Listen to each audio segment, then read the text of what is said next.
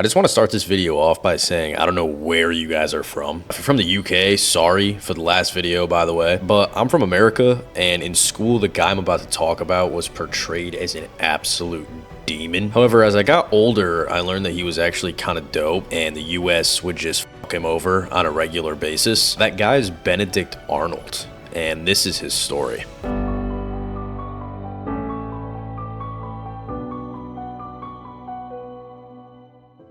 So our story begins in 1741 when this dude just magically appeared on Earth in Connecticut, to be more specific.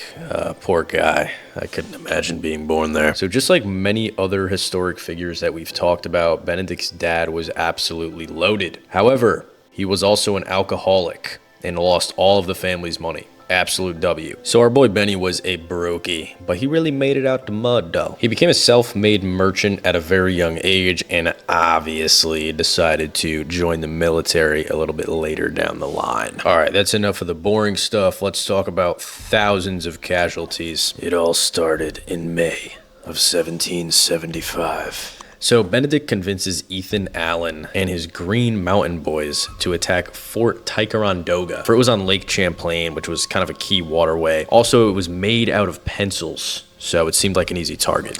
Anyway, Benedict and his men set the plan into action, and it worked so well that they didn't even have to fire a single bullet. They snuck into the fort and took all the men prisoner. Not to mention, they also made off with hella gunpowder and cannons that actually helped win some key battles later in the war. Now, all that being said, you think since Benny did his big one, he would get some recognition. Nah. Ethan Allen took all the credit, and Arnold was pissed. But Arnold really had no choice at this point. It was either like sit around and cry about it or keep doing your job. I mean, after all, his life wasn't that bad. At least he didn't like lose a leg in battle or anything. Anyway, that takes us to December of 1775 when Benedict Arnold decided to march all the way to Quebec with a platoon of 1,100 men through the freezing cold. It was a 600-mile long journey that only half of his men managed to survive. Some of the side effects included frostbite, starvation, desertion, disease, death, and more. Anyway, New Year's Eve rolls around and Arnold makes the decision to attack the city. However, Arnold gets shot in the leg. Sorry, I jinxed it. But he was so determined to win the battle that he refused to be carried off the battlefield and crawled around throwing orders at his men. Despite his efforts though, the Continental Army lost the battle at Quebec. And Benedict got credit for this, but he didn't want credit for an L, bro. He wanted to be a hero. And he would get that chance in October of 1777 at the Battle of Saratoga. Well, he didn't really get the chance, he more kind of just took it. He was supposed to be working alongside General Horatio Gates to lead an attack on the British forces. However, Horatio got pissy and told Arnold to just stay off the battlefield completely and to stay away from his master plan, which was to just stand there and do nothing. So Benedict was like, dude, this sucks. And without permission, he rallied the troops to attack, and they did. And it worked. But he did get shot in the leg again, the same one. But I'm sure it was just fucking rotten flesh at this point anyway, so he probably didn't even feel it. Anyway, now, as successful as Benedict's charge was, leading to the victory at Saratoga, guess what? Horatio Gates got all the credit. Not only that, but he was also promoted politically and in prestige. So at this point, Benedict is like, are you serious, my brother?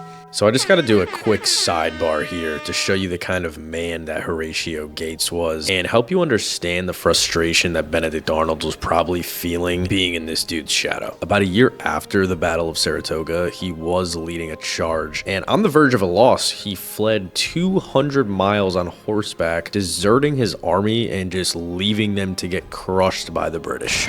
Okay, back to 1779 now. Sorry about that, guys. So shortly after the battle, he did finally get a promotion and he found a wife. I mean, she was 18 years old and I think he groomed her, but in slavery and sex with children, dude. What a time for the whites.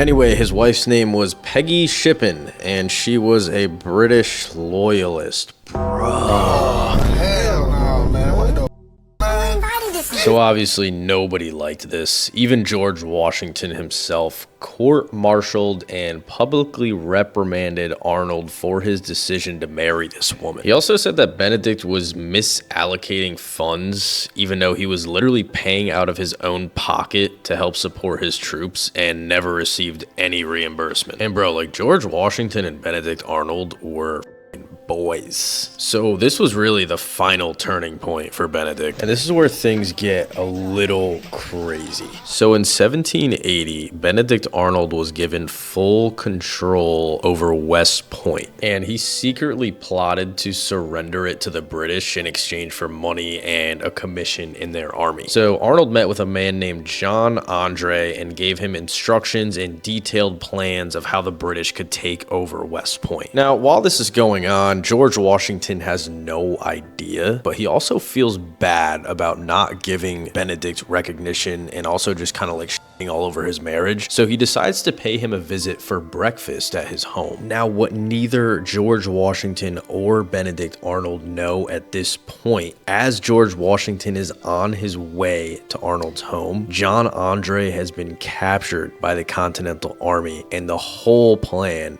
is now, luckily for Arnold, Washington was running late, so he had time to receive notice that this had happened, and then he just dipped. And that was it. Washington obviously later found out and was apparently like down bad. He later wrote, "Arnold will be remembered as a traitor, even if he had the talent of an angel," which is like the hardest line I've ever heard in my life, dude. Now, after Arnold fled, George Washington was still at his house with Peggy. Bruh.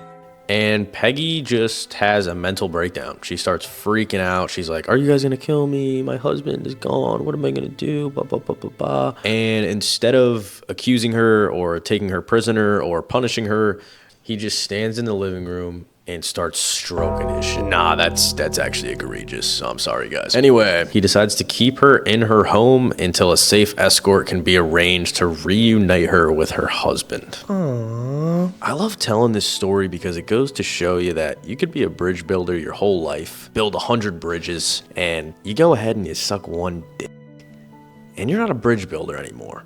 You're a dick sucker. Make sure to tell this story to someone that's really good at building bridges so that they don't mess it up. And if you enjoyed the video, please make sure to leave a like, subscribe, and comment your favorite Native American tribe. See you guys next one.